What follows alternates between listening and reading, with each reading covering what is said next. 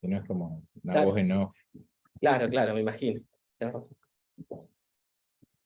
Bueno, muchas gracias. ¿Ya están todos admitidos? Sí. Perfecto. Muchas gracias por estar, por acompañarnos.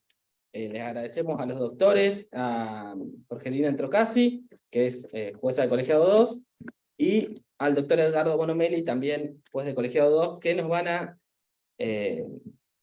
traer algunos de los fallos más relevantes que han tenido y hacer un comentario. Bueno, también la idea es que comentemos un poco entre todos, que preguntemos un poco, que nos interioricemos en cómo viene la cuestión. Sé que algunos son temas nuevos que nos van a interesar, así que, bueno, sin más, los dejo para que hablen ellos. ¿Quieren el micrófono? Si no, te puedo hablar. No, me parece que se Como quieran escucha. ustedes. ¿Se escucha? Sí, para arriba está conectado, para abajo. Bien. Bueno, buenas tardes para todos. En principio agradecer al colegio y al Instituto de Daños la invitación de parte nuestra. La idea de la charla es, bueno, por ahí a lo mejor empiece yo con algunas cuestiones puntuales, después va a seguir la doctora, después continúo yo.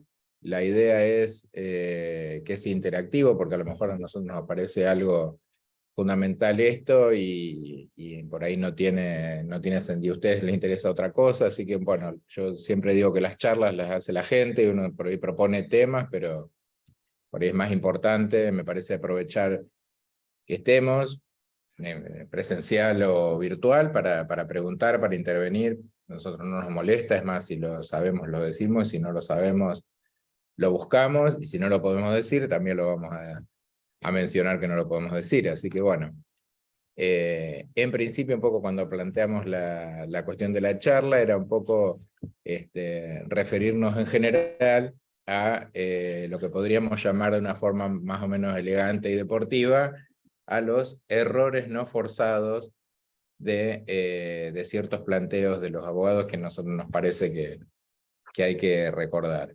Fundamentalmente, y lo charlábamos con la doctora, era recordar que el tribunal, que ahora después se va a explayar un poco más Jorgelina, es muy estricto en dos cuestiones con respecto a la prueba. Con respecto al actor, recuerden que la carga de la prueba del hecho y de las circunstancias del hecho pesa fundamentalmente sobre el actor.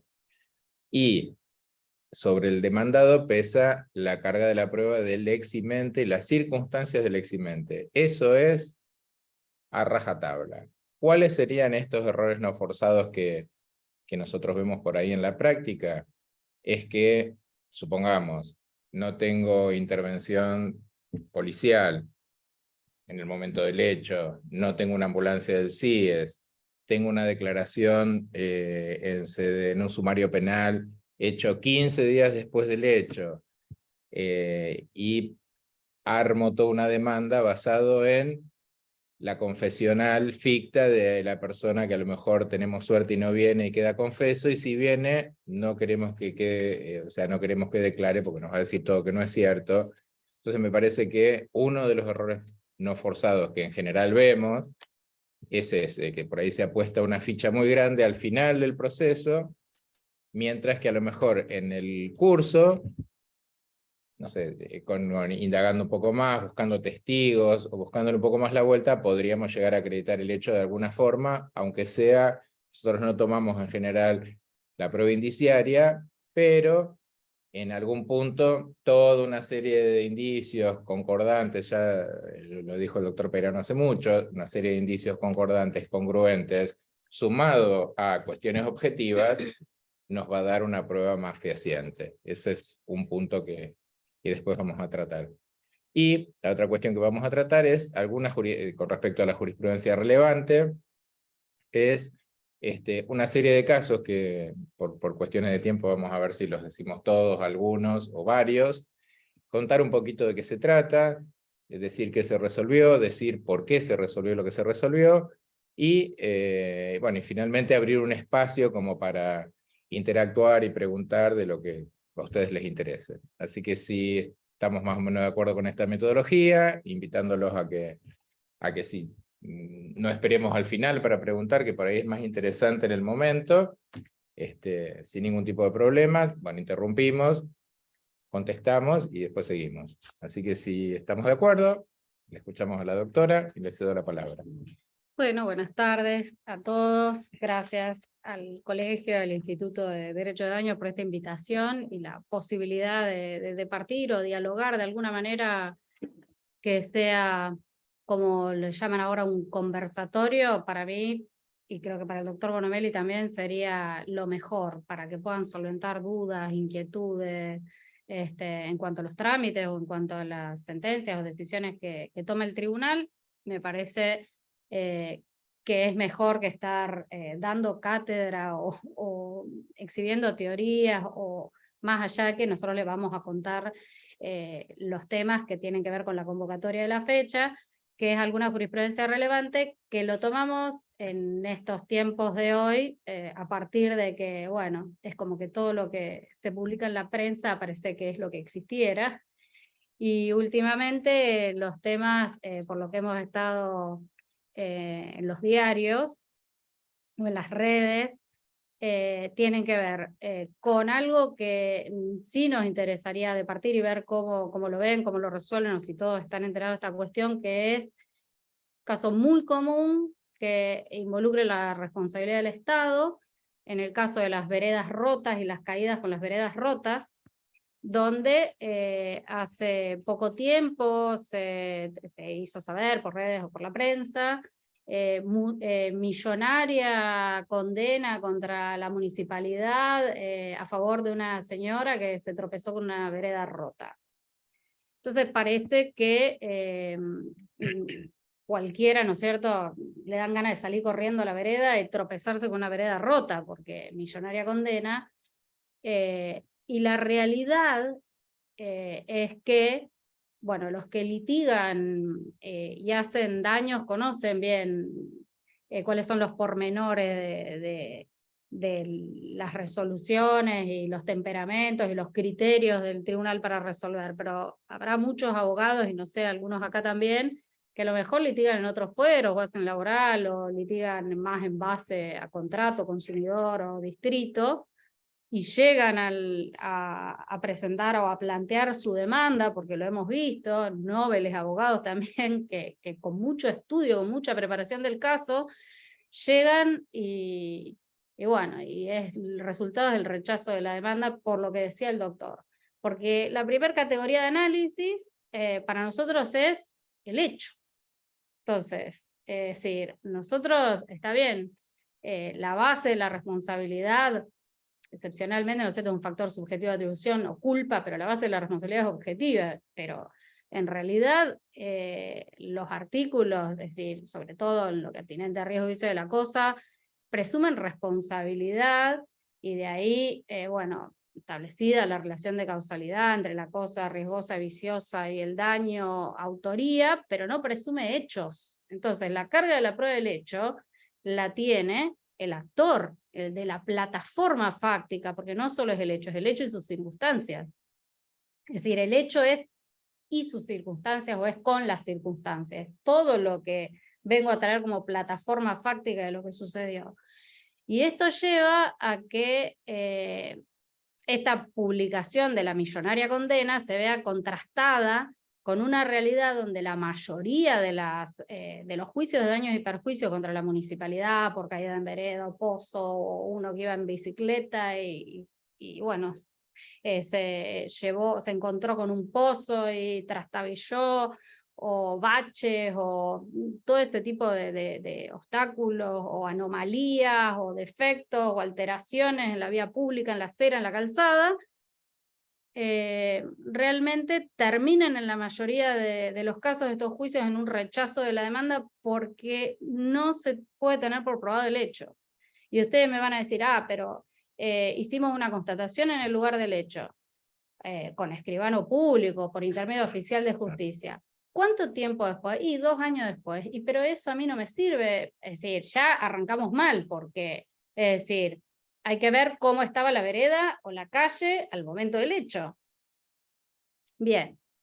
¿Y qué más? Y bueno, tengo una informativa de informes de la municipalidad, o si hubo una intervención a veces es por tema de aguas o alguna otra empresa de servicio, intervenciones en la vía pública, entonces se libran los informes y demás, y se puede constatar que sí, que a lo mejor llegamos y tenemos fotografías, y tenemos una denuncia policial hecha 2 días después, y el reclamo administrativo previo, que es todo lo que tengo que ir juntando, ¿no es cierto?, para poder presentar mi demanda desde el lugar del abogado, pero, es decir, estamos primero frente a una cosa inerte. Eso no quiere decir que ya está superada la discusión de que solo las cosas en movimiento pueden ser riesgosas o viezosas, una cosa inerte también si por su posición anormal o por la anomalía que presenta, riesgo-vicio, pueden ser causantes o provocadoras de un daño, o sea, si tiene una intervención causalmente activa en la producción del daño.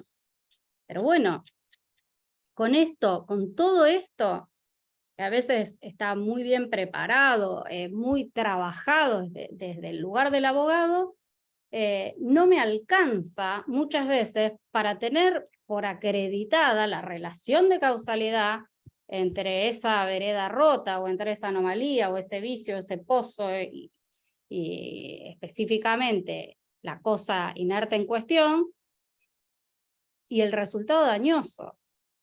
La prueba por excelencia, se los voy a decir concretamente qué es lo que ponderamos, porque me parece que un poco se trata que estemos nosotros acá, es la prueba testimonial.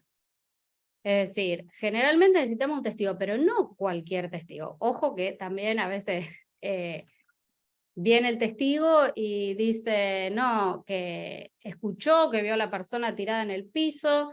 No, tiene que ser un testigo que haya visto que la persona metió el pie en el pozo donde estaba el defecto en la vereda, que lo pueda señalar, indicar en qué calle, a qué altura, y que haya visto el momento en que eso ocurrió y se cae. Generalmente, yo les digo, ¿no es cierto?, cuál es el razonamiento, que después en la sentencia está escrito, ¿no es cierto?, confundado y demás, pero en principio es como que el análisis probatorio para tener por probada la relación de causalidad, en este caso, y sobre todo siendo una cosa inerte, como es la vereda, y estando prácticamente las veredas de la ciudad de Rosario, no, esto es público y notorio, uno camina y están todas las veredas rotas. Entonces, imagínense si uno no fuera exigente en la acreditación de esta circunstancia, directamente la municipalidad tiene que ponerse a pensar en un presupuesto aparte para pagar los daños y perjuicios por la gente que se podría dañar en las veredas. Esto por un lado. Por el otro lado, está la situación de la víctima también, o sea que si de algún modo trae un testigo acá y el testigo puede acreditar esta situación, y aunque sea testigo único, y aunque generalmente va a ser tachado o va a haber algún cuestionamiento de ese testigo por la razón que sea de parte de la municipalidad en general, o del propietario frentista, que esa es otra cuestión también de los tips para contarles en este tipo de juicios, en ese caso la demanda prospera, o sea, son los casos en los cuales la demanda prospera. Pero esto se los cuento, no sé, me gustaría saber cómo lo ven ustedes, si lo tienen en claro, si han demandado a la municipalidad en alguna situación de esta, han tenido algún cliente con este problema, con este conflicto. Es uno de los temas que les queríamos marcar con un aporte, ¿no es cierto?, a aquellos que no estén adentrados o que no litiguen tanto o que no la tengan tan clara con respecto a cómo es el devenir de estos juicios. No sé, pero, sí, obviamente. No, les queríamos decir, nosotros también ponderamos los testimonios conforme a, obviamente, la sana crítica, pero también una cuestión situada y razonada, es decir, el testigo que viene a declarar 5 años después del hecho y se acuerda perfectamente de cómo estaba vestido, qué comió, dónde era, el número exacto, el color de la puerta, genera tanta duda como el que no se acuerda de nada. ¿Mm? Entonces, ¿qué quiero decir con esto? Le vamos a pedir cierta precisión con respecto al hecho. Muchas veces los testigos dicen, obviamente no se acuerdan la fecha, nosotros más o menos los orientamos, mire, hacía calor, hacía frío, era de día, era de noche, llovía, no llovía. Tampoco necesitamos que nos diga, ya imagínense un testigo que declara 5 años después y dice, el hecho fue el 3 de septiembre de 2017, yo venía caminando, y ya genera cierta cuestión. Entonces, la cuestión de la declaración testimonial es muy importante. Nosotros tomamos como temperamento, a diferencia del distrito, que en algún punto el hecho en general ya está consolidado, porque son cuestiones contractuales u otro tipo de cuestiones, para nosotros el hecho es fundamental. Entonces, el tribunal es el que toma el pliego, le dice al testigo por qué lo citamos, si él sabe, si conoce a la gente, o a las generales de la ley, el juramento, y cuando dicen, ¿sabe por qué lo citaron? Dice sí, por el accidente, y lo dejamos que la persona relate libremente lo que quiera, porque... Y después chequeamos, claro, ni para inducirlo, ni para...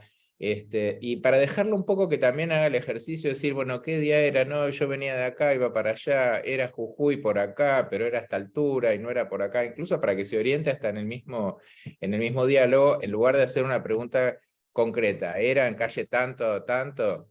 Entonces, mientras tanto chequeamos que quede evacuado el pliego, y de ahí abrimos la posibilidad de que las partes pregunten lo que quieren, y si el tribunal tiene alguna duda, la pregunta. En ese contexto, bueno, muchas veces los testigos o no se acuerdan, o se equivocan y dicen, yo venía caminando adelante, escuché que se cayó, pero no sabemos, volvemos a lo mismo, no sabemos si no quedaría aprobado ese nexo de causalidad que para nosotros es fundamental. No es que sea fundamental por jorobados ni por jodidos, si quieren, para ponerlo así en términos un poco más simples, sino porque, bueno, es lo único que nos pide lo único que requerimos para abrir el resto de los presupuestos de la responsabilidad civil. No está acreditado el hecho, lamentablemente el resto no se va a poder acreditar. Una situación particular que quería mencionar con el fallo que refería Jorgelina es esta millonaria demanda que prosperó en contra de la municipalidad. Era como si vos agarrás la tablita de todo lo que tenés que llenar y llenó todos y cada uno de los casilleros. Cuento específicamente el caso, fue en la esquina de donde la señora trabajaba en un sanatorio bastante conocido, era jefa de administración del sanatorio, o sea que tenía ingresos en blanco y muchos.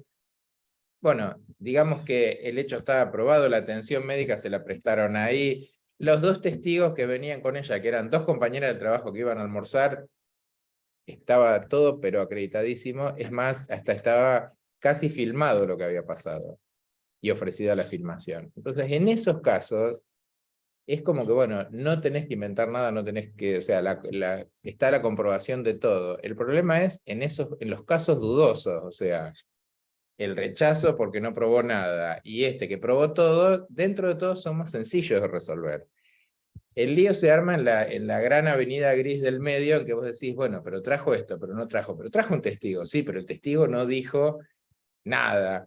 O sea, todos le preguntaron un montón de cosas, pero nadie le preguntó en concreto lo que tenía que preguntar.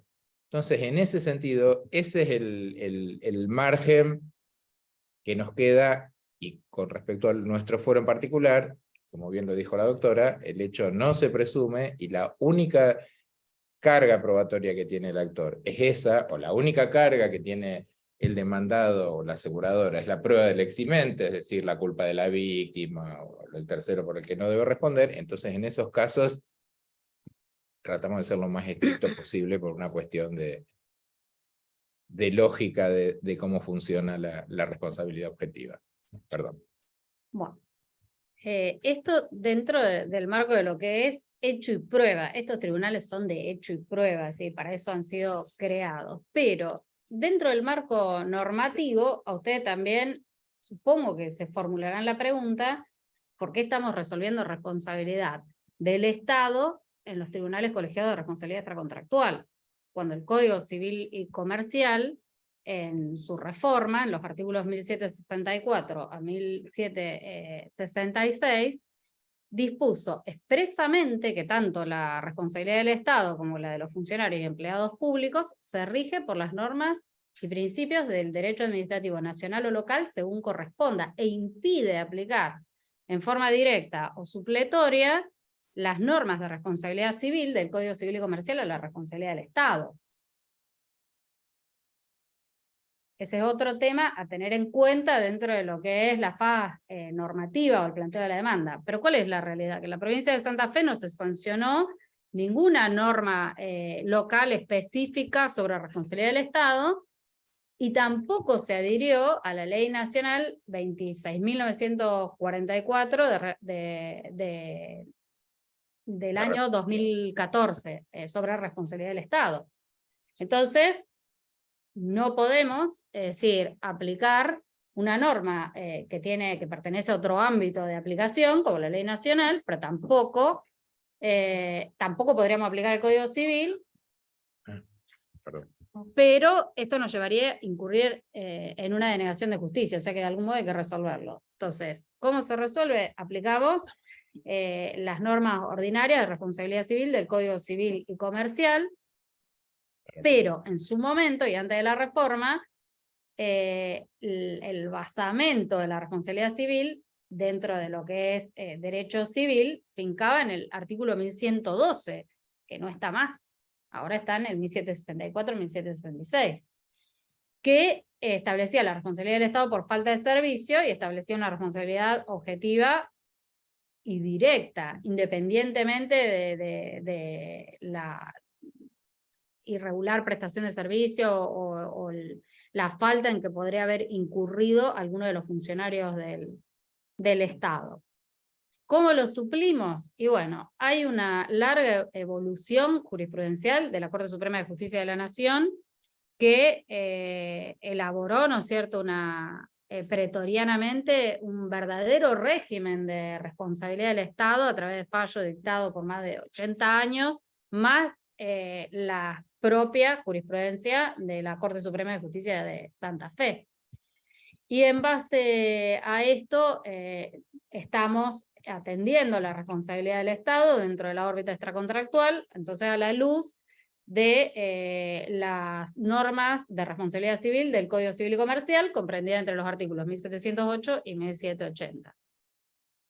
Esto, otro punto, porque pasó el tiempo, sí, ya en el Código del año 2015, pasaron 7 años, la responsabilidad del Estado, pero ya después se naturaliza, nos olvidamos, pero es decir, sí. Creo que hoy estamos en una mejor situación que si hubiera adherido. Porque si hubiera adherido, ustedes tendrían planteos de inconstitucionalidad de todo tipo, digamos. La relación causal, directa, exclusiva, la omisión a una norma concreta que plantea el 3. O sea, creo que con este sistema que es el anterior, con los fallos de la Corte y todo eso, estamos mejor que si hubiera una adhesión, claro, tendríamos un montón de inconstitucionalidad. Sí, igualmente tampoco es caprichoso porque la Constitución provincial remite a las normas del derecho privado. Claro. Entonces, además, en algún punto, bueno, analogía, ¿no? en algún punto hay un conflicto normativo que se resuelve por jerarquía normativa, es decir, artículo 122 de la Constitución Nacional son las facultades delegadas a las provincias, y bueno, obviamente una facultad no delegada es dictar su propia constitución, las constituciones provinciales estarían por encima del Código Civil Nacional, entonces bueno, en algún punto también tenemos la posibilidad de tratarlo de esta forma. Por eso, imagínense que hace 30 años atrás nunca se nos hubiese ocurrido resolver las cuestiones así, al mejor estilo common law, que decimos, pero ¿cómo no tienen ley? No, se resuelven por lo menos cuando yo estaba en la facultad, nos parecía descabellado resolver un caso con resolver un caso con otro caso, decir, pero en Estados Unidos o en el Commonwealth o en el Common Law no tienen ley. Y fíjense que se da un fenómeno cruzado, es decir, nosotros estamos tratando de codificar y de recepcionar toda esa jurisprudencia para convertir justamente los casos particulares en normas, y ellos al revés, se están codificando tratando de buscar ciertas pautas comunes de un montón de antecedentes para convertirlo, no sé si en un código, pero por lo menos en una norma aplicable. Entonces... Y además, aunque la norma dice, en exposición de motivos, que sigue los fallos de la Corte, no lo sigue. Entonces, yo creo que se podría generar una situación parecida a la que pasó con la ley de riesgo de trabajo, que tuvo 17 tachas de condicionamiento por parte de la Corte. Porque esta ley que tiene 11 artículos y 8 principios. Afortunadamente seguimos con lo que teníamos, me parece a mí, por lo menos. Sí, el tema es que tampoco, o sea, también un poco con la lógica de los primeros articulados del Código Civil que nos marcan un poco a nosotros la obligación de fallar, y fallar no solamente de acuerdo a la ley, sino a las convenciones, al Código Civil, a los tratados internacionales. Entonces, bueno, tenemos un montón de, hoy por hoy.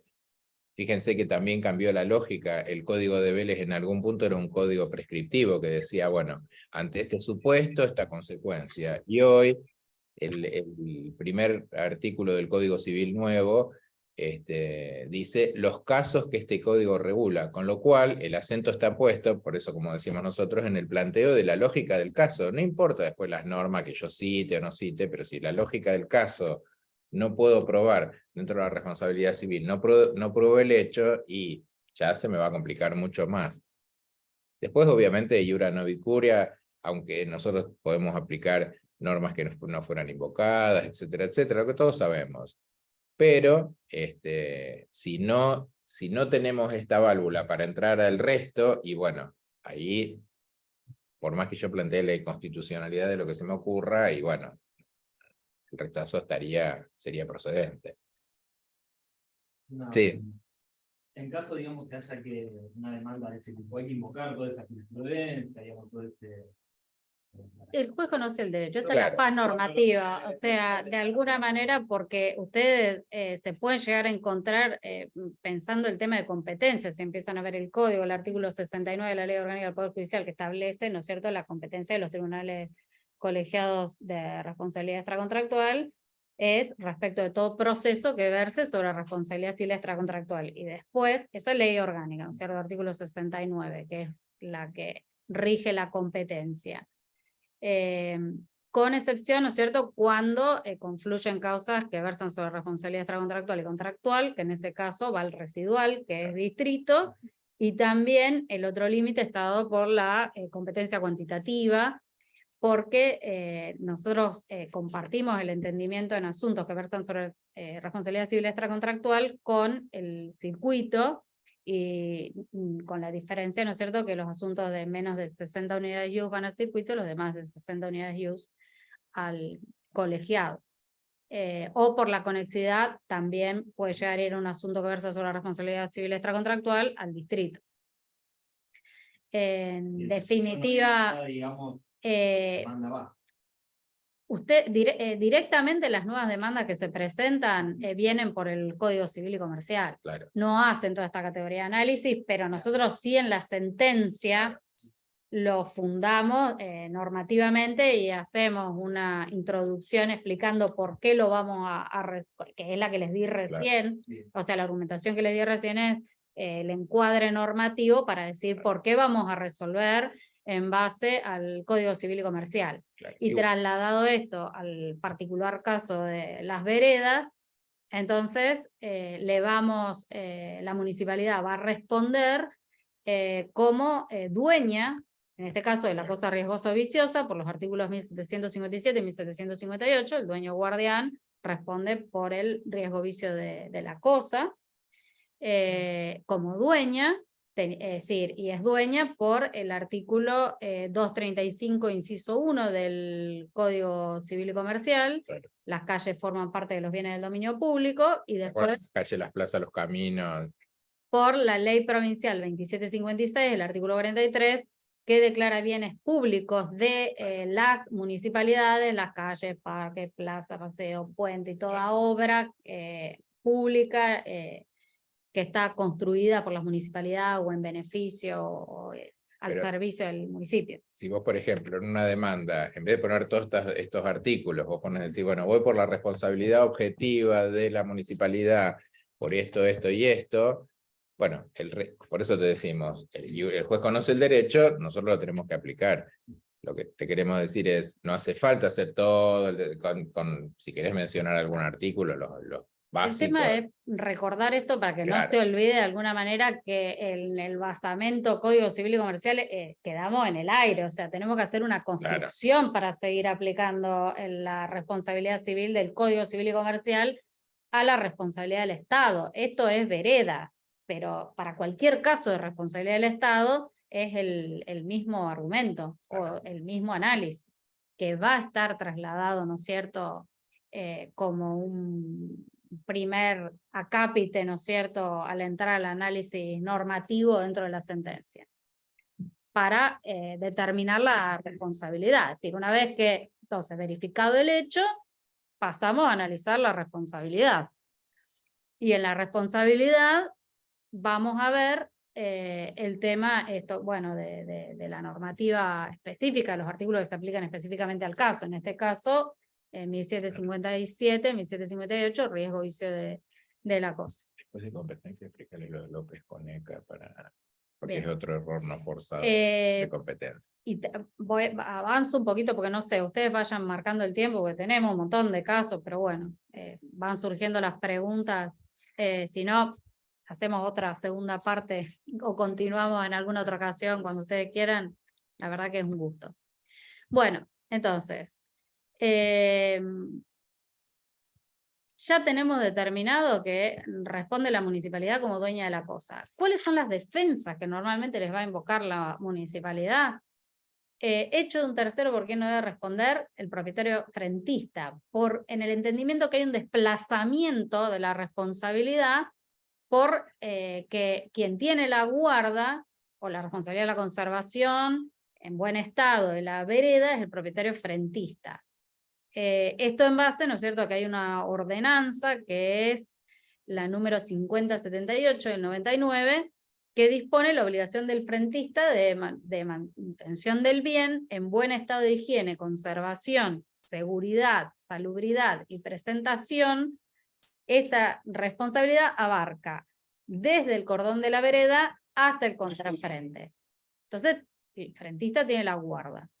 Pero ¿qué ocurre? Es decir, esta invocación carece de sustento porque respecto de la víctima es indistinto si es dueño o guardián. Acá hay un litigio, en el caso de demandabilidad, se configuraría un liticonsorcio pasivo facultativo y la víctima, como son obligaciones concurrentes, puede demandar tanto al propietario frentista como a la municipalidad o a ambos.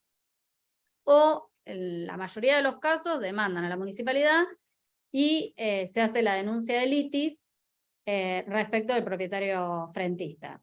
Se lo cita. La citación con carácter de denuncia de litis del propietario frentista.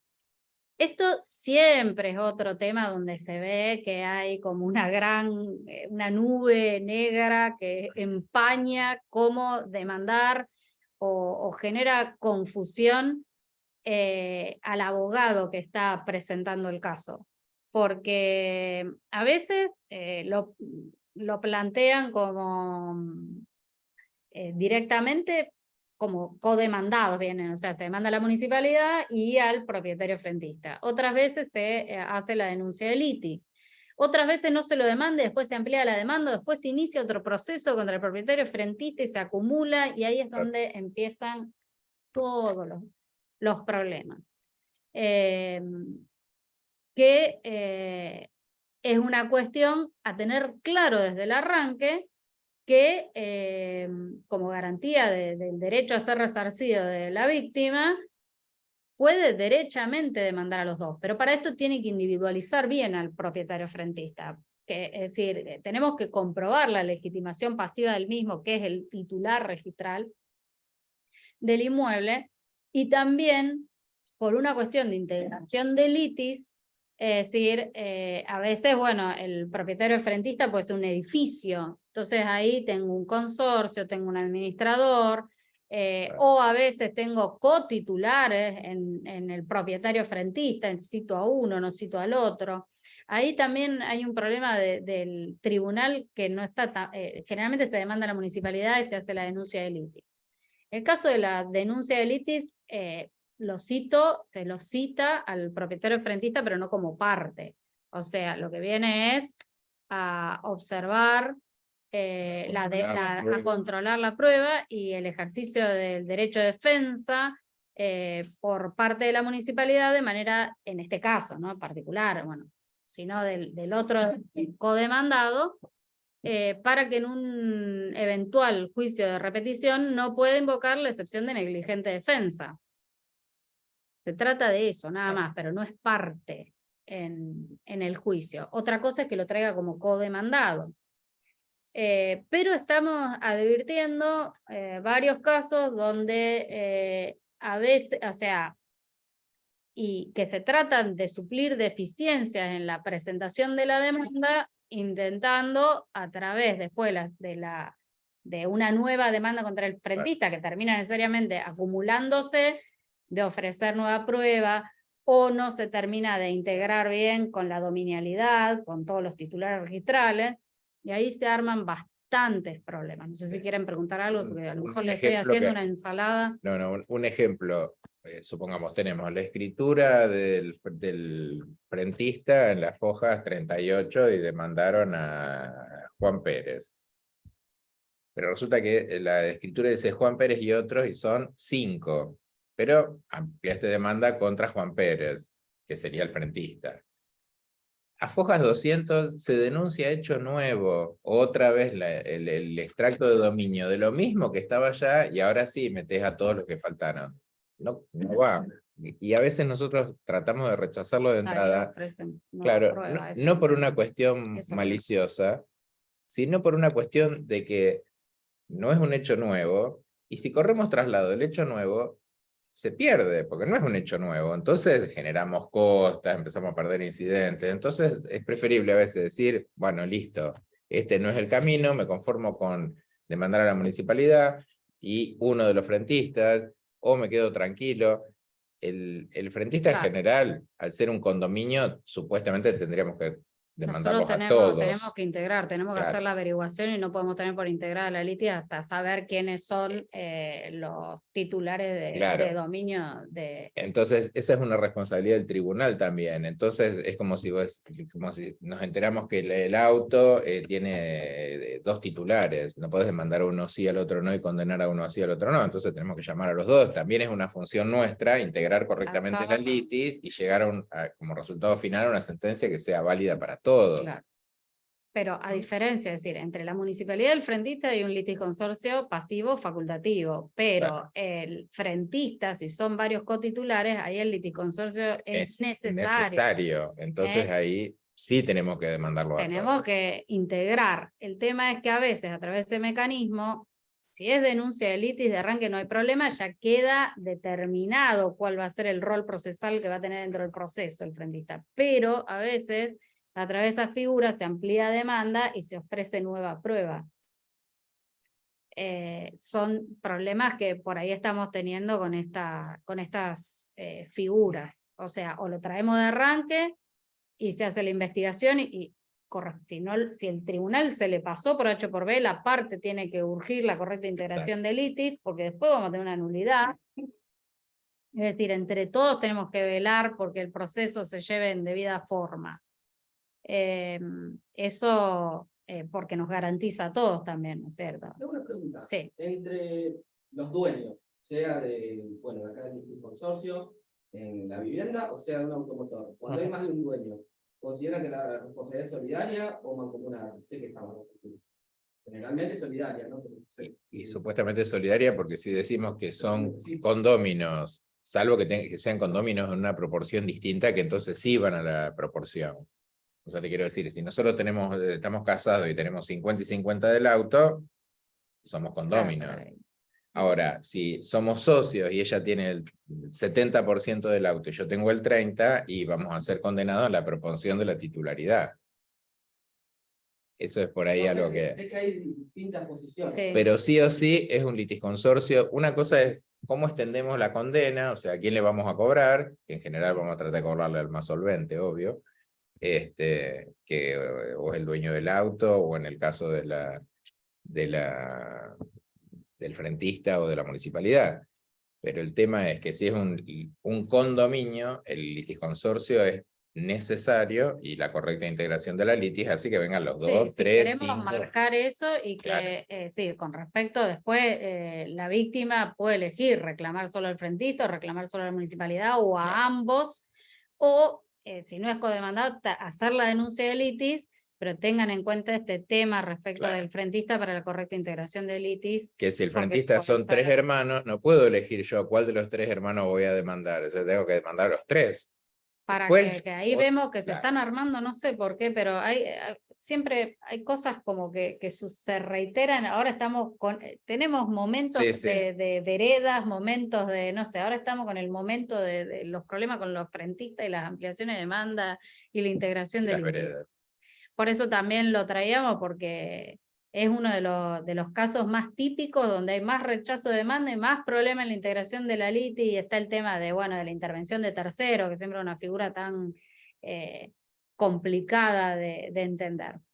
Conviene directamente, si van a traer al frentista, demandar a los dos y tienen dos que le responden. A veces cuando es algún negocio, al frente, lo que sea, generalmente también tiene un seguro, que van a cobrar más rápido por ahí que por la municipalidad, que tienen que ir por el procedimiento para la ejecución de sentencias que fija la Ley de Defensa del Juicio del Estado. Esa es otra.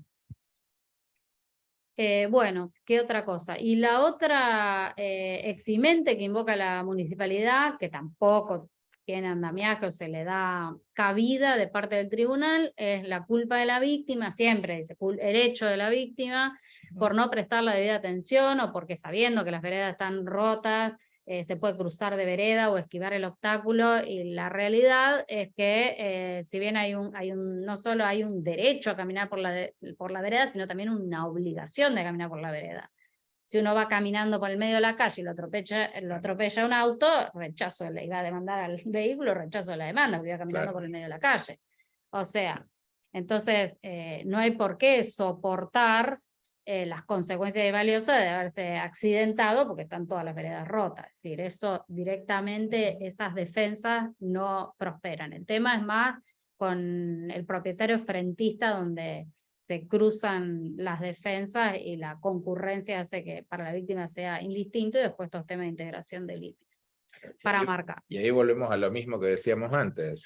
Así como la ponderación de la prueba del hecho es estricta, la ponderación del eximente, que sería la culpa del hecho del damnificado o la damnificada, también es estricta.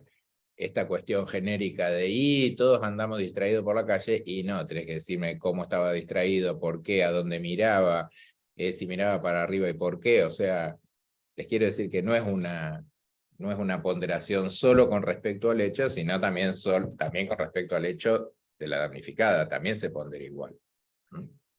Bueno, y el otro... Defensas, Sí, perdón. relacionadas con que no se corresponde el reclamo administrativo previo tanto, a veces uno hace el reclamo administrativo previo más o menos, y después la demanda mejor o bien, digamos. Claro. En general no tenemos a la vista los reclamos administrativos. O sea, tenemos a la vista el reclamo y nos perdemos, porque el reclamo administrativo con el pronto despacho, Claro. a veces, generalmente no hay resolución en sede administrativa. No agotó la vía. La ley te pide que acompañes toda la prueba. Claro, Por ahí son los testigos, algunos. Pero recuerden que en sede administrativa rige, a contrario del nuestro, el principio de la informalidad. Con lo cual, si yo no cito toda la jurisprudencia que dijimos, si yo no... O sea, Sí, puedo ir con una hoja, con el hecho específico. Pero la pregunta concreta está bien, es si el actor va dando distinta versión de los hechos en distintas sedes. O sea, al reclamar administrativamente dice es eso, yo me parece que contesté otra cosa. Si dice una cosa en sede administrativa, otra cosa cuando va a denunciar al CTD o al MPA, y otra cosa en la demanda. Y eso va a ser ponderado. ¿Sí? Claro. Porque ¿qué versión del hecho, o sea, cuál de las tres versiones del hecho es lo que pasó y cuál vas a probar? Es decir, el hecho de que El hecho es uno. la versión de los hechos sea consecuente, contundente y siempre esté diciendo lo mismo en todas las instancias, juega a favor de la solvencia de lo que, de la ponderación del relato de lo que se está diciendo. Por eso un poco lo que te decía la doctora es el hecho y sus circunstancias. Se cayó, pero suponete, si yo en la municipalidad digo se trastabilló con un pozo, en el otro digo que era una baldosa floja, y en el otro digo que tropezó con el cordón, son tres versiones distintas del mismo hecho que la caída, pero las circunstancias son distintas. Entonces, ¿cómo voy a probar o cuál de las tres es la verdadera? Ya ahí entramos mal. Eso se pondera en cualquier caso. Claro. Sí, muchas veces con la versión de los hechos en sede penal y la demanda, a veces se contradice directamente. En general, un poco los abogados nos parece como que tienden a, digamos, adornar una cosa que, claro, van acomodando cuestiones que por ahí no tienen sentido acomodarlas, porque a lo mejor el relato el relato en sede penal está perfecto, ¿me entendés? Y después te lo confunde porque venía por acá, porque iba para acá, pero salía el sol y entonces empezamos a agregar cosas y por ahí no es piola, porque la primera ponderación es esa, decir, bueno, a ver, ¿qué denunció? O lo que denunció la compañía de seguros, que a veces muchas compañías acompañan la póliza y la denuncia administrativa, que, bueno, nada que ver con el hecho, ni con lo que pasa, ni siquiera a favor ni en contra, o sea, nada que ver. Sí, son tres renglones hechos en una app que hace el productor, dice, claro. quiere que Sí, Entonces, eso también lo sabemos, o sea, claro, también lo que hay atrás de cada, pondera, claro. Pero una cosa es la denuncia en la policía o administrativa donde la persona está declarando espontáneamente, y otra cosa es lo que anotan en el CIDEAD o esas denuncias que son más de la denuncia interna en la compañía, que a veces tienen dos renglones. Sí, yo iba a hacer reclamos y escuchando, no, bueno, pero ponele, le decía a la que le tomaba la denuncia, no le pongas así. Bueno. Sí. Y otra cosa, claro, y lo que mayor objetividad tiene es la intervención policial en el momento. Claro. Sí, hay circunstancias, es decir, claro, un hecho donde tengo testigos que estuvieron en el hecho, intervención policial o de atención del CIES en el lugar, claro, es decir, ese hecho... eso ya está, ahí tenemos todas las fichas. Tenemos, claro, es decir, cuanto más lejos tengo la denuncia policial, nosotros también hecho ilícito, tenemos la prejudicialidad penal, cuanto más lejos tengo, en vez de un acta de procedimiento, tengo una denuncia penal, en vez de una intervención del CIE en el lugar del hecho, tengo que concurrió y meter, claro, un certificado médico privado, es decir, todo eso después va a jugar a lo mejor, si se logra determinar el hecho, que esto también vale decirlo, claro, que se estuvo analizando en las últimas reformas legislativas el tema de la prueba confesional. La prueba confesional es oro en nuestros tribunales, porque la confesional ficta con demandado rebelde, nosotros en general todos los demandados en casos donde hay compañía de seguro, más en accidentes de tránsito, están rebeldes, es decir, asume la defensa de la compañía y después incluso se atemperan los efectos de la rebeldía del 143 porque se hace extensiva la defensa de la compañía al rebelde de alguna manera, como que salvaguarda que se tengan por reconocido los hechos después con la demanda y demás. Pero ahí viene otro de los errores no forzados. En la confesional, bueno, queda el pliego fictamente reconocido. Leemos el pliego y dice que todo sucedió como se relató en la demanda. 2, reserva de ampliar. Entonces tampoco nos sirve. O sea, para que diga que usted tiene responsabilidad en el accidente, claro, ocurrido, la posición refiere a hechos. Claro. La posición contiene hechos. Y si es es una sobre afirmación. a veces hay una única pregunta Claro. que es para que jure como es cierto que fue responsable del accidente ocurrido el 23 de marzo. Claro, Claro, y no, es una sola posición es un Compa- corto pego del relato de la demanda. Claro, Claro. bueno, Y es un hecho, y es una afirmación. claro. Que Para que jure generalmente como la es cierto que no estacionó, o sea, no. formula de forma negativa y Claro. el absolvente, pobrecito, tiene que hacer malabares. Tenemos que reformular, bueno, eso es todo otro trabajo, pero más allá de los pormenores de cómo están confeccionados los pliegos y demás, que viene también a colación, el mayor tema a tener en cuenta acá, que la confesional ficta está a la orden del día para hacer lugar a las demandas, así como somos tan severos con el hecho, con una confesional ficta. Es decir, si no hay prueba en contrario, obviamente, que se analiza a la luz de todo el plexo probatorio, pero es una prueba que tiene bastante peso para poder definir la suerte del decisorio en un sentido de hacer lugar a la demanda. Entonces, y más si el pliego está bien confeccionado, lo tengo fictamente, se tiene fictamente por confeso, tiene que estar bien hecha la notificación bajo los apercibimientos del artículo 162 del Código Procesal Civil y Comercial y la transcripción. Es decir, eso también somos muy estrictos, pero después, ya con la ficta, básicamente se ganan muchos juicios. Bueno, ya no Eso es otro dato, a lo mejor, que es una prueba que se estaba hablando está cuestionada también por la cuestión constitucional y demás, de sacar del código. Y siguiendo con los temas de responsabilidad del Estado y un poco lo que le queríamos traer de casos resonantes, hubo otro caso por el cual también que se dio a publicidad, que fue un caso de una señora, María Antonia Gauna, que estuvo presa durante casi 12 años y después fue absuelta vía recurso de revisión en materia penal por la Corte Suprema de Justicia de la provincia. Y la señora inició demanda de daños y perjuicios contra la provincia de Santa Fe, invocando la responsabilidad del Estado en base a la falta de servicio por el error judicial. Y a eso la provincia demandada achacó, bueno, se defendió diciendo que no hubo acá falta de servicio ni error judicial, porque los jueces de primera instancia y la Cámara Penal, que confirmó el fallo de primera instancia, no contó con la prueba en base a la cual se decide revisar la sentencia por la Corte, o sea, como que hubo nueva prueba que es la que basa la revisión y absolución y consecuente disposición del estado de libertad de esta señora.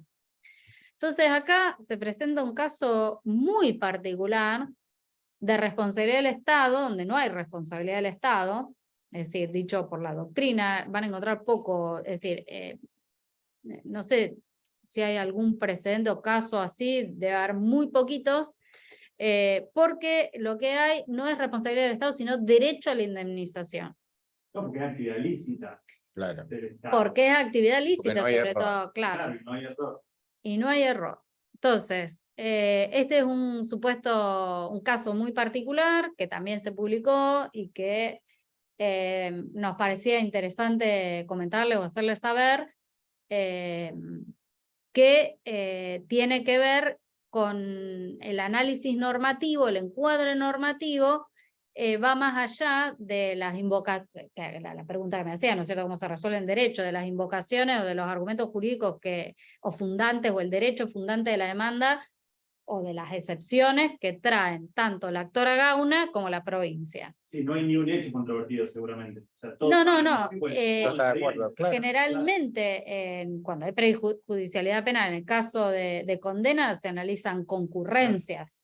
Es decir, porque el derecho penal, en ese caso, en la parte de autoría, después se analiza en base a la responsabilidad objetiva, en sede civil, si hay alguna posible concurrencia, pero no se vuelve a revisar, o sea, no se toca ni el hecho ni la responsabilidad subjetiva, que ya está determinada en sede Ya el juez penal. penal dijo, el hecho existió, dijo que Y hubo pasó culpa, esto, nosotros no podemos claro. decir que no pasó. Y bueno, ¿Cómo fallaron ahí? entonces ahí la sentencia se basa en el artículo 9 de la Constitución Provincial y la Ley Provincial 7658, que reglamenta el párrafo sexto, es decir, el artículo 9 de la Constitución Provincial, que dice que ningún habitante de la provincia puede ser privado de su libertad si no es por disposición de autoridad competente en base a los casos y condiciones previstos en la ley, ¿no es cierto? Como, bueno, símil del artículo 18 de la Constitución Nacional. Pero en el párrafo sexto establece que cuando prospere el recurso de revisión por verificarse la inocencia del condenado, la provincia indemnizará los daños que se le hubieran causado. Y este derecho, es decir, que de alguna manera acá lo que se eleva a categoría de derecho constitucional provincial, un supuesto específico Claro. por actos judiciales en caso de que prospere el recurso de revisión en materia penal, ordenando la libertad de la persona condenada. Este derecho es reglamentado por la Ley Provincial 7658, que dice, en el artículo 1, no lo voy a leer porque la verdad que no es algo tan atípico, lo vimos una sola vez, lo resolvimos y ya es como que... Pero bueno, el fundamento es esto: cuando prospera el recurso de revisión interpuesto en favor de una persona condenada por error judicial excusable, a pena privativa de la libertad, que eso es después lo que vamos a retomar nosotros, porque en definitiva decimos que si estuvo 12 años presa y era inocente, algún error hubo. Lo que pasa es que este error es excusable, porque el juez no tenía a la vista la prueba que le hubiera permitido absolverla y dejarla en libertad.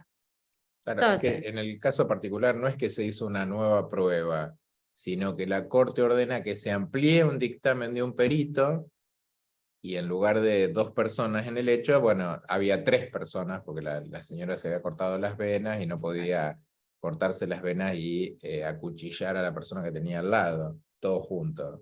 sí, Bueno, el entonces, caso penal... cambió la teoría del caso claro, y dijeron, no, bueno, obviamente hay un por tercero. ampliación del dictamen del Claro. médico forense, porque la mujer supuestamente acuchilló al marido y después se intentó suicidar y Claro. no lo logró, cortándose las venas. Y ella en todo momento, desde el principio del juicio, sostuvo que hubo un tercero, que era un pariente, familiar del esposo, que es el que cometió el hecho, respecto de uno, tanto de uno como del otro. Y lo que se logra determinar por la profundidad de la segunda lesión es que, habiéndose cortado el tendón de una mano, no tenía la fuerza suficiente para poder... Claro. Y eso sale en una ampliación de un Que estudio. eso sale después que Claro. la mujer, o sea, ya justicia lenta, ¿no? 12 años, mientras tanto tuvo la mujer. Pero igualmente, el fallo de la Corte tiene 2 votos en disidencia que confirmarían la resolución de la Cámara, pero bueno, por mayoría quedó absuelta. Ahora, la deficiencia en la investigación, ¿no podría ser ese error inevitable eventualmente? El tema es el siguiente. Nosotros, que en esta semana, por ejemplo, nos entraron 20 sentencias a fallo por la falta de integración del tribunal, es decir, en casos así, directamente, a nosotros la prejudicialidad penal ya nos constriñe, nosotros no volvemos a analizar, es decir, eso ya estuvo más que analizado en sede penal. Yo tengo el fallo de la Corte que absuelve, y por qué, y qué pasó, y si cómo analizó el sede penal la prueba. Claro. Te quiero decir, nosotros no tenemos competencia, obviamente, para revisar un fallo de la Corte. No vamos nosotros lo que vamos a hacer es vamos a determinar la responsabilidad de la provincia de Santa Fe, Claro. pero la propia ley nos dice que en esos casos, cuando prospera el recurso de revisión, es un error excusable. Y nosotros no volvemos a valorar Claro, la porque prueba que es- ya valoró el juez penal.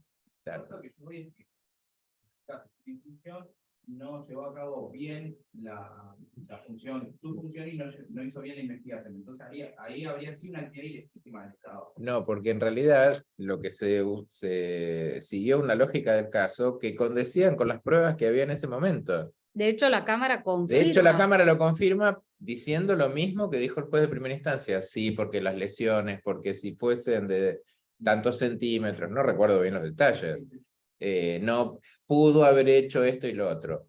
Cuando después se hace un nuevo estudio sobre lo mismo, que se determina, suponete que en vez, no recuerdo si es así, pero por ejemplo, en vez de que tenga 2 centímetros la herida, tenía 5 centímetros, el médico dice, no, si fuese de 5 centímetros no podría haberlo hecho. Entonces ahí es como cuando se da vuelta el caso. Pero lo que vos decís es que Eventualmente. este proceso es como un tarifado casi objetivo. Exactamente. Claro. Yo lo que Pero no quiero es igualmente nosotros... que no vamos, eso Claro. nosotros nos llega Claro. cocinado, Sí, o sea, nosotros no lo podemos, eso Claro. yo no quiero que se confunda con que nosotros vamos a volver a valorar la prueba, ¿no? Claro. Cuando hay sentencia, en este caso absolutoria, no. No, es lo que te quiero decir, claro, Exactamente. porque en este caso no es responsabilidad del Estado, es un derecho a la indemnización, no es un juicio de responsabilidad. Claro. Hemos tenido también juicios de responsabilidad contra del Estado, en que sí hubo, y hemos tenido hasta de error Claro. judicial, por medidas cautelares, por ejemplo, hemos tenido por secuestro de vehículos que se incendiaron en el Corralón, o sea, te quiero decir, bueno, tenemos Pero se muchísimos considera, casos de claro. gatillo fácil, que en algunos también vienen bien trabajados del penal y otros no, pero bueno. O temas en violencia de género donde no se respeta la Convención de Belén do Pará bueno, de Belén do Pará en caso de violencia, donde el fiscal, por ejemplo, no apela, o sea, no sigue agotando todas las instancias recursivas. En esos errores, claro, esos errores son inexcusables. Este es excusable porque el médico dijo blanco y el juez dijo blanco, la Cámara dijo blanco porque el papel era blanco. Ahora, cuando se amplía y dice no era tan blanco, era gris, y se caen del resto, pero... Claro, acá no... Exacto, mira, yo no quiero... Es el efecto de la sentencia absolutoria Claro, penal en sede civil. claro. Acá no, es decir, esto es prejudicialidad penal, Claro. 1775. ¿Y cómo juega la sentencia absolutoria, la sentencia condenatoria, el sobreseimiento, el archivo? La inexistencia del hecho. Si el juez penal dice el hecho no existió, para nosotros tampoco existió. Sindicado no fue autor, Claro. nosotros no podemos volver a... Sí, acá la situación que plantea no es tanto el hecho en sí, sino todo el proceso, como hecho a probar si hay responsabilidad o no del Estado, distinta al derecho de indemnización. No hay responsabilidad del Estado. Acá es Claro. claramente, como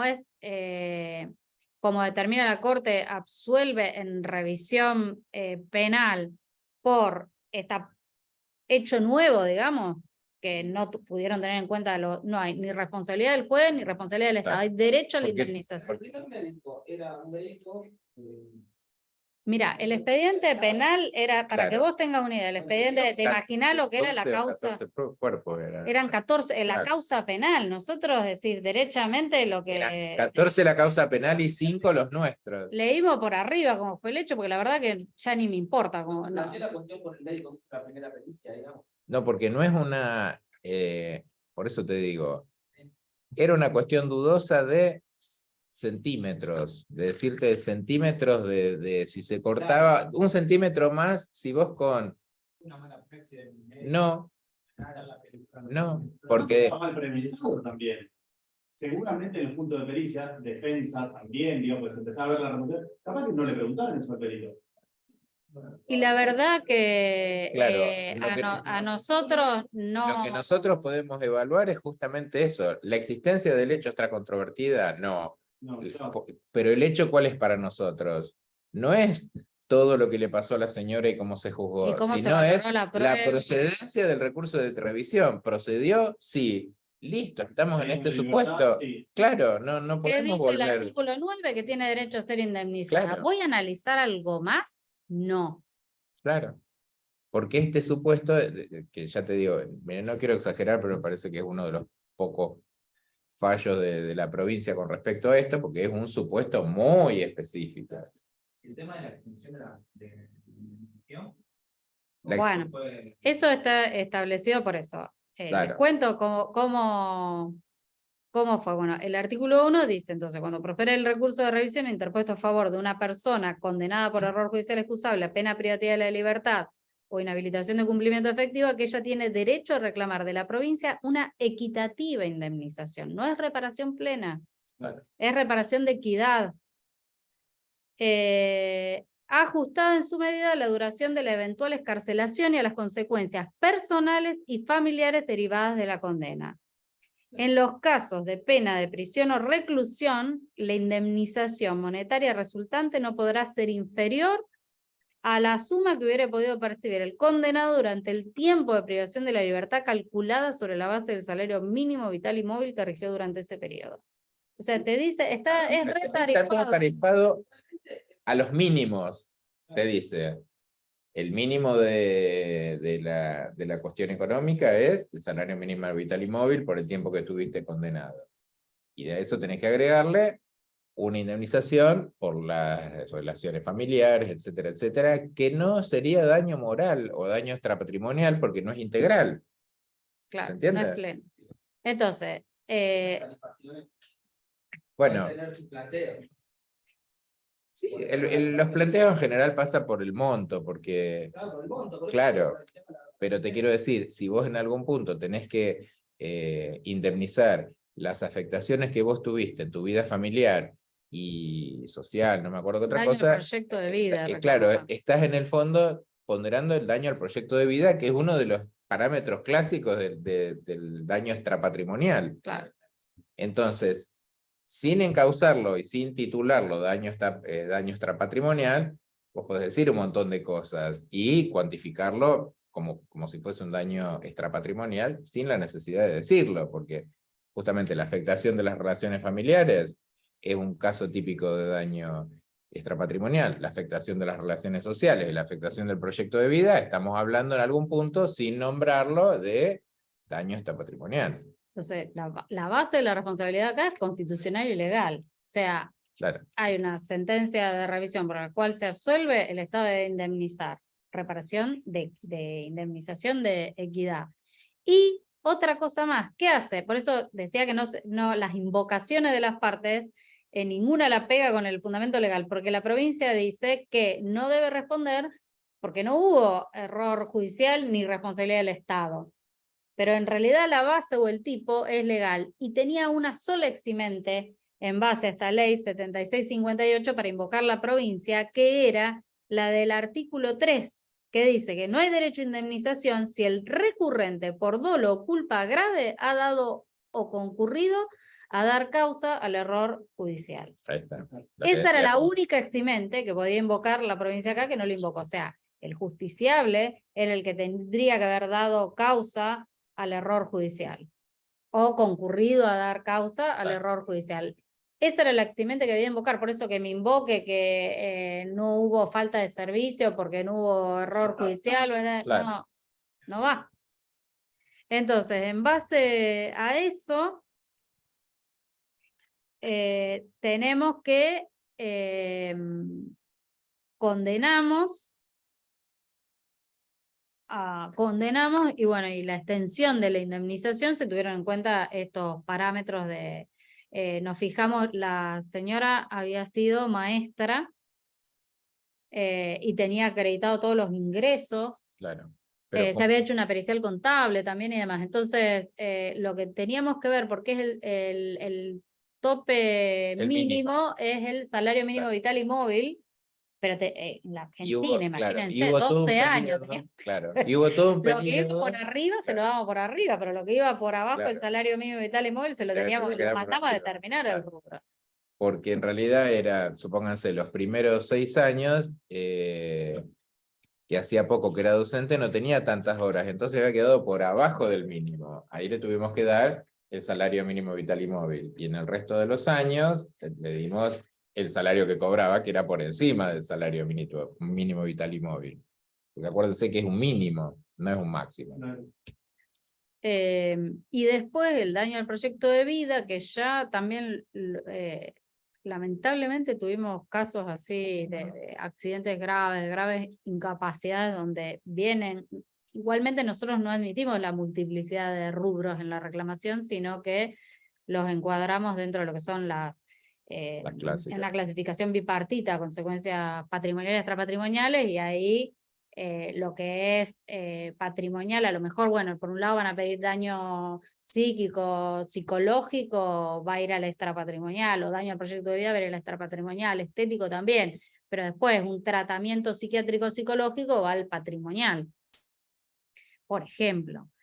Y en el daño al proyecto de vida lo que se pondera, justo acá teníamos un precedente similar que llegó a la Corte Interamericana, que es Tamayo, no me acuerdo. No. A ver, lo tengo acá anotado. Loaiza Tamayo.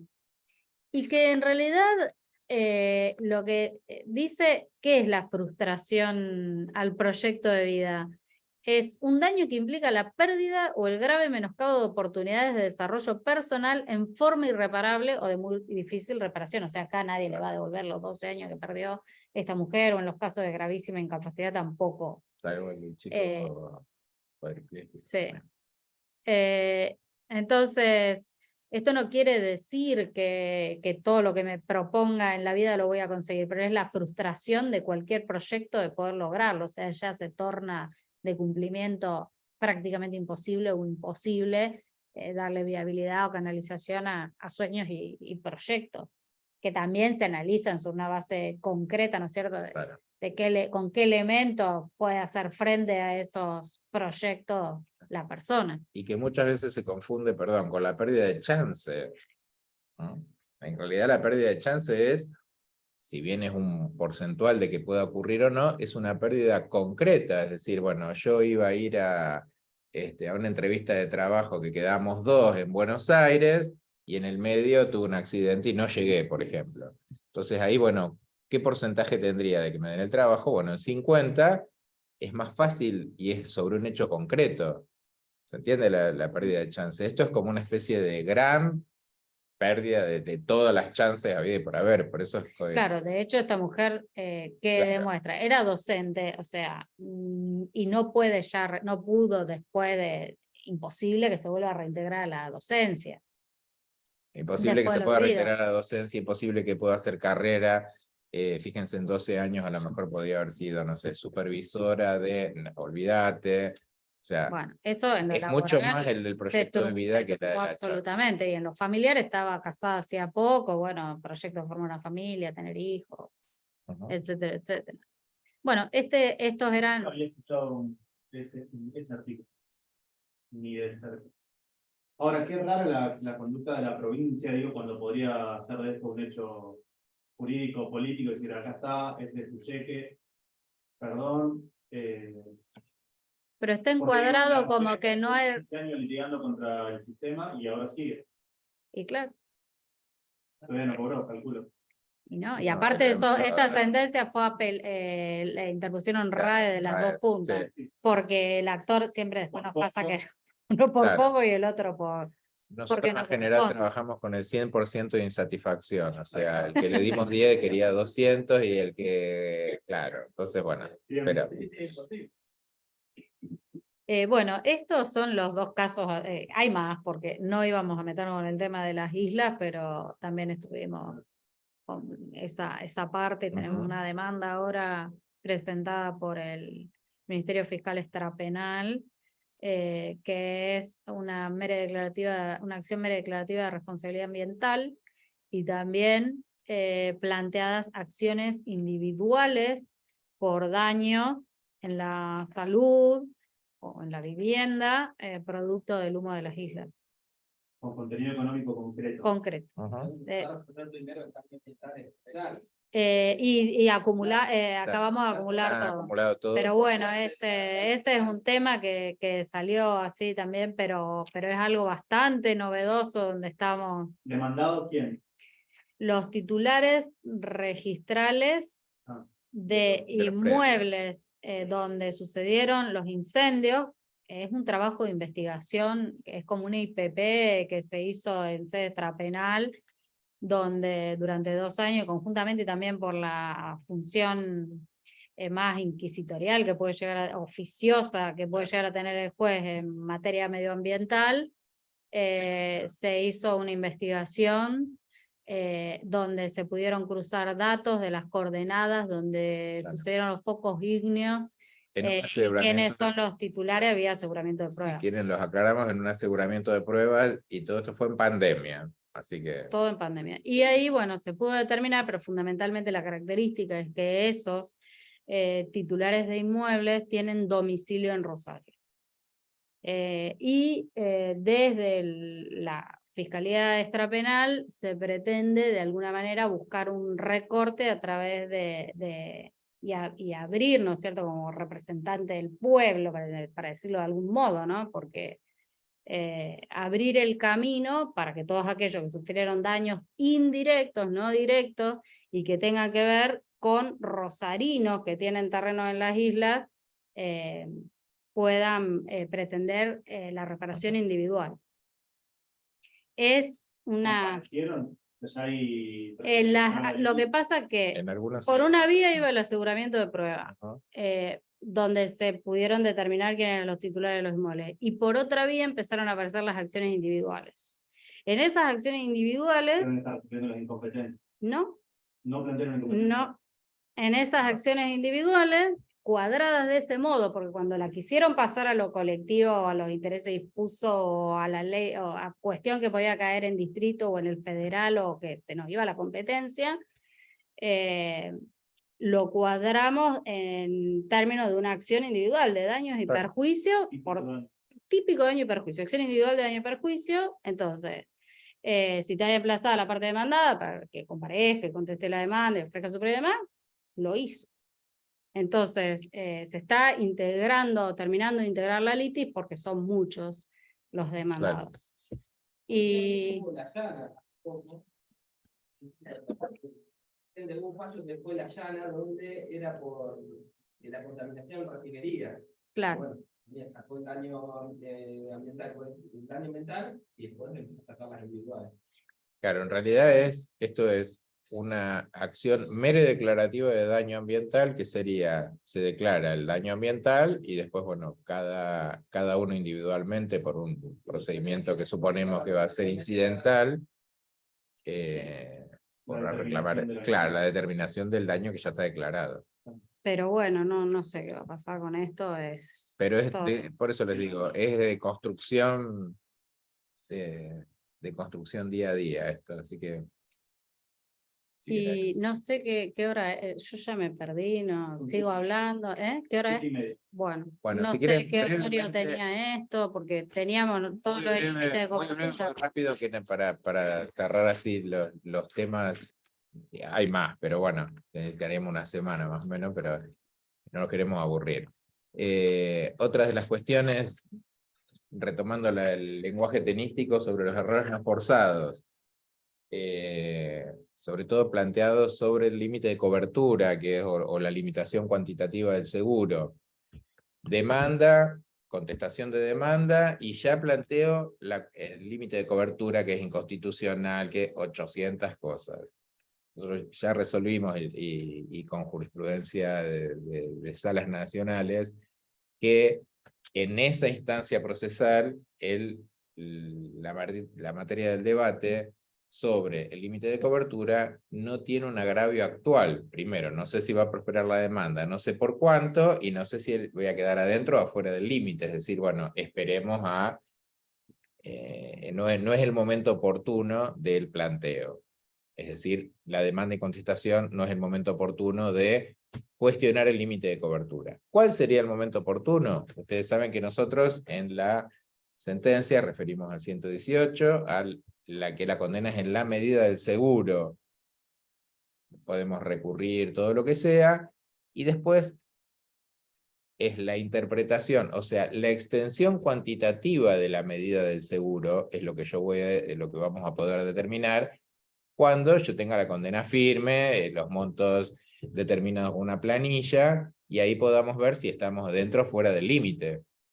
Entonces esa medida del seguro se va a interpretar una vez que tengamos la planilla y la condena firme, porque a lo mejor acá me dan una concurrencia que después en la Cámara a lo mejor me dan más o me rechazan. O sea, tenemos que tener firme la situación jurídica para plantear esta cuestión sobre la limitación cuantitativa del seguro.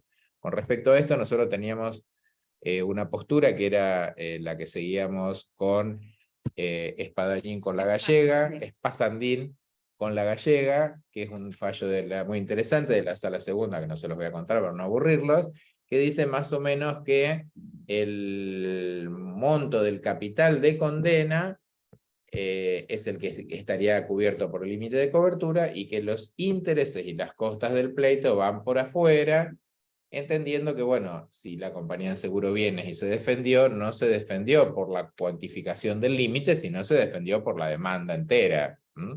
Y esa, digamos, dilación que tuvo el juicio, por lo que fuere, nos va en detrimento, iría en detrimento del derecho a la indemnización, con lo cual, y tampoco, bueno, tampoco se consignó el monto del límite de cobertura y después discutirlo.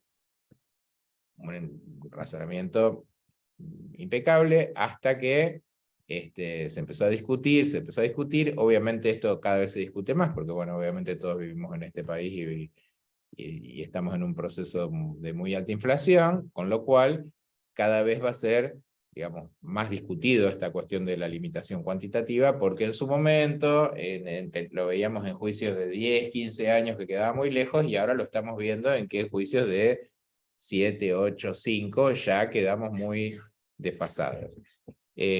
También, bueno, todo esto se planteó, finalmente es el primer precedente que nosotros yo particularmente como juez de trámite me tocó resolver en una cuestión que seguía el lineamiento que decíamos, el de Espasandín, que lo sacamos creo que en octubre, en noviembre, la Corte confirma un fallo de la Sala Tercera, me parece, de Santa Fe.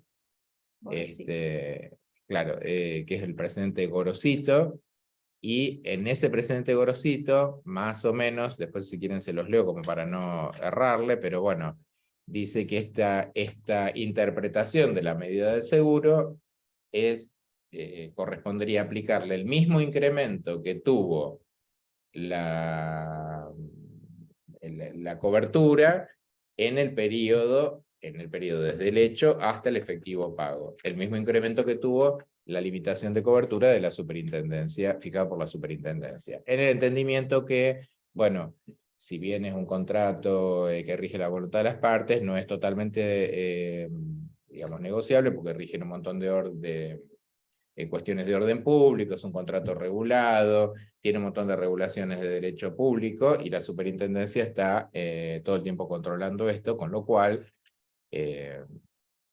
esa misma cuantificación no iría al límite directo vigente al momento, sino el mismo incremento que tuvo en el periodo. Y eso se los voy a leer. era una mala praxis. Claro. Gorosito era una mala praxis, donde no tiene, al igual que para el seguro de responsabilidad civil obligatoria, la normativa de la regulación de la superintendencia de seguros. Entonces, en el caso de seguro de responsabilidad civil obligatorio es fácil porque se ve cuál es la última calificación que hace la superintendencia al momento de la cuantificación del daño, que es, ¿no es cierto?, en obligaciones de valor como las que nosotros tenemos al momento de emitir sentencia, por la disparidad que puede haber tenido con respecto a lo que se pactó al momento del hecho y el diferimiento que provoca la compañía y la morosidad, ¿no es cierto?, a que lleva a desproteger o que no puede ser invocada en contra del asegurado, porque de alguna manera la compañía puede, claro, lo que correspondería es que como un solve repete, que pague o que deposite la indemnización, pero si no paga y deja desprovisto el asegurado para llevar una discusión durante años que a la postre va a terminar siendo condenada y teniendo que pagar a valores totalmente licuados de Claro. lo que debe responder, esto es lo que se considera la conducta abusiva que no puede tolerarse. Entonces, ahí es sencillo, pero cuando estamos frente a seguros que no tienen fijado valores, como en el caso del automotor, lo que se toma como referente es lo del automotor y el porcentaje de incremento y se traslada al otro seguro. Claro. Se aplica este porcentaje de incremento del seguro de responsabilidad civil para todos. Ustedes dijeron que lo aplican una vez hecha la planilla y viendo la medida del seguro, es perfecto, pero quería saber si saben si en los demás colegiados se hace lo mismo. No. Mira, Si no, tengo entendido El que el colegiado 1 el doctor Allende Rubino era juez de trámite, 6. tenían, perdón, 6, en lo que el doctor Allende Rubino era juez de trámite, tenía un criterio que era el de una especie de actualización por un cómputo de intereses inflacionario, pero bueno, no, ese criterio no prosperó en las salas. Así que bueno. Y en el 1 creo que están con un criterio similar al nuestro. Claro, Que en realidad no es. Para que no le plantee todo el mundo lo mismo. No es por no hay tantos planteos igualmente. Claro. Prácticamente no. Porque si no, todo el mundo, por las si hay inflación, lo plantea la demanda. Claro, bueno, pero ahí estaríamos un poco a la ¿cómo te puedo decir? A la lógica que plantea el doctor Sagüez con la arbitrariedad sorpresiva, es decir, bueno, yo cómo voy a saber hoy el índice de inflación que va a haber dentro de 10 años cuando esté ejecutando esto, o 7, o... No, totalmente de acuerdo. Por ahí O sea, está bien, probablemente no seamos Suiza dentro de 7 años, pero tampoco, creo que, claro, que tampoco un desastre, o sea, ¿cómo lo calculás?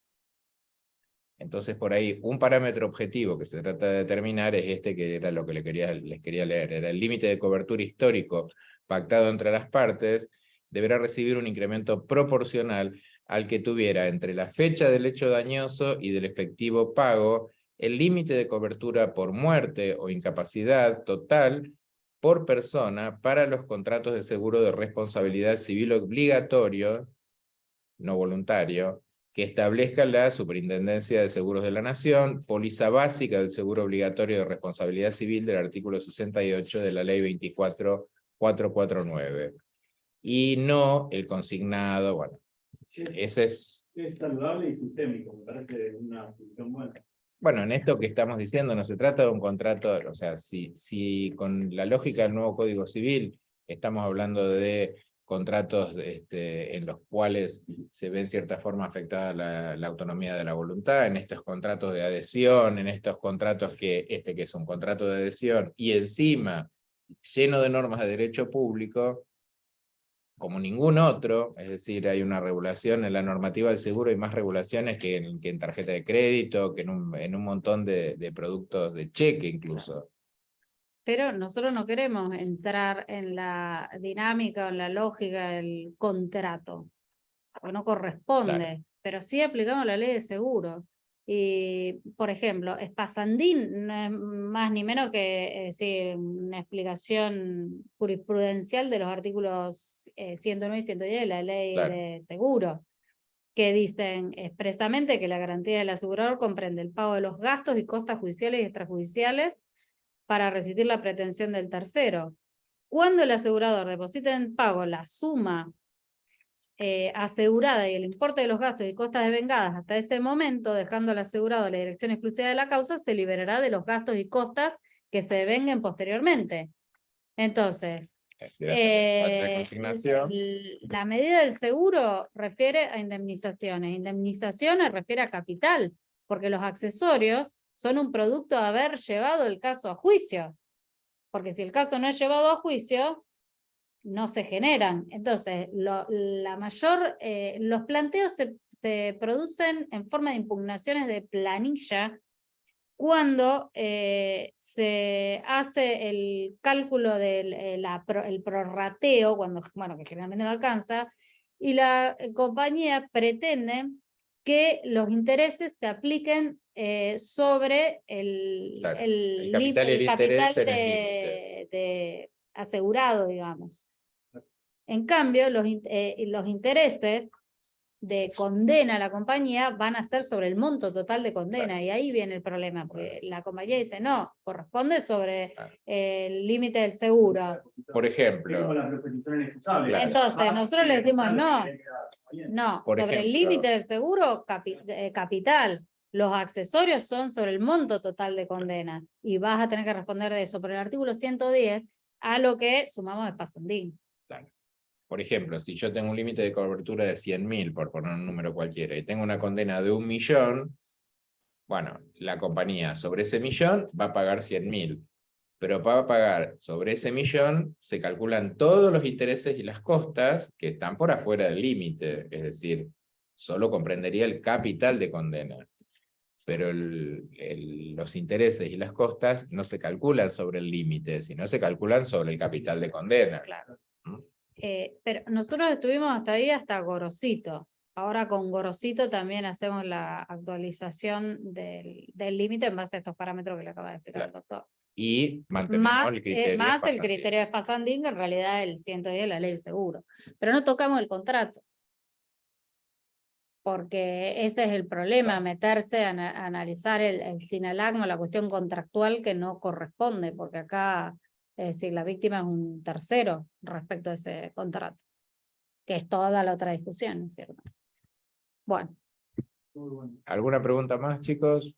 Ya tienen cara de happy hour. No, Bueno, no sé si querés agradecer. Por sí, favor, el placer es nuestro. Muchas gracias por la invitación. Ustedes. Cindy,